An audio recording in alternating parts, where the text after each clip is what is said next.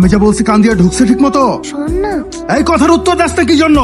কি বলছি আমি? আরে সর আমাকে। কালকের মধ্যে যা সর। ভাইয়ের কাছে 10 লাখ টাকা না আনছস, তুই আমার আসল রূপ দেখবি। তোরে পিটাই আমি তক্তা বানায় ফেলবো।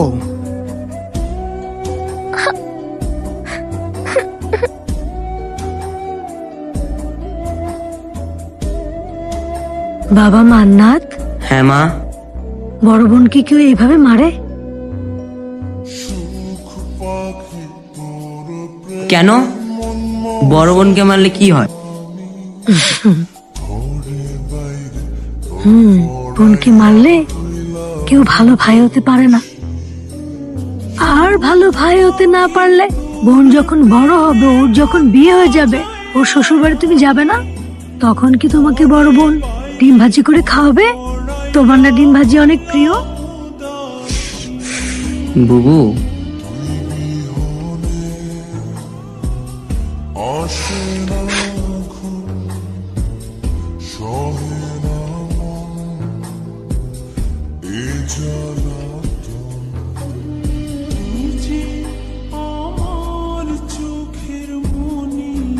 বুবু, বুবু শোন না। বুবু শোন না। কি হলো রে? কি হলো মান্নাত জান্নাত? গ্লাসটা কে ভাঙলো? না না মা, কিছু হয়নি। আমার হাতের লেগে গ্লাসটা পড়ে গিয়েছে।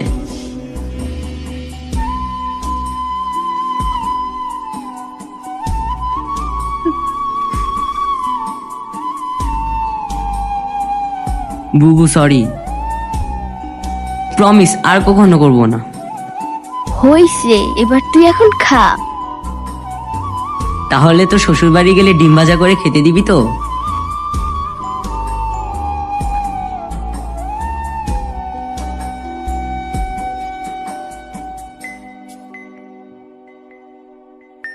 আপনারা কারা? আমরা অনেক দূর থেকে আসছি, আপনার ডিম ভাজি খাবো বলি। কি? এটা কি সোহেল মির্জার বাড়ি? হ্যাঁ, উনি তো আমার বড় ভাই।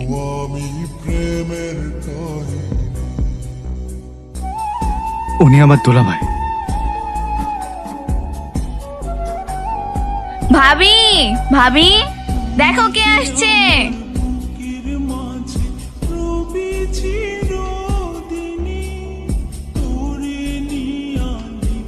জান্নাত, এরা এরা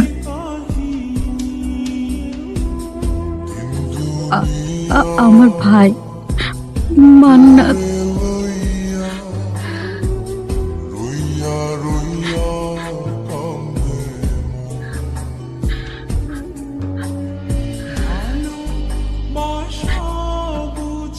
মান্নাত, তোমার বোন সারাদিন কতবার তোমার নাম নেয়? তুমি জানো না মান্নাত এটা করতো, মান্নাত ওইটা করতো, মান্নাত এমন, মান্নাত তেমন, কত কথা যে কয়। এটা করতো, মান্নাত ওইটা করতো, মান্নাত এমন, মান্নাত তেমন, কত কথা যে কয়। তুমি আসছো ভাই, আমি অনেক খুশি হয়েছি। যবে থেকে বিয়ে হয়েছে তোমার বোন রে কেউ দেখতে আসা তো দূরের কথা, ফোন দিয়ে একটা খবরও নেয় না। তুমি আসছো ভাই, আমি অনেক খুশি হয়েছি। এই জান্নাত, তোমার ভাই আসছে, বাজারের একটা নিয়ে আসো। আজকে তুমি নিজের হাতে তোমার ভাইয়ের যত পছন্দের খাবার আছে সব রান্না করে খাওয়াইবা।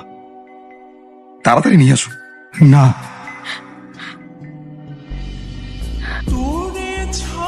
কেন?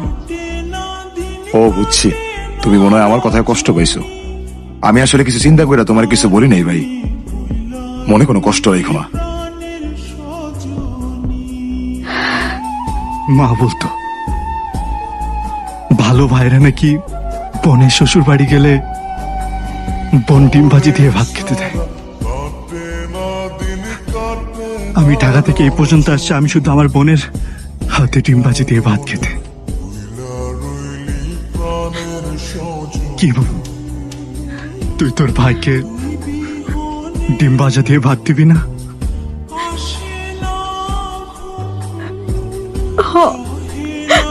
দিমু তো।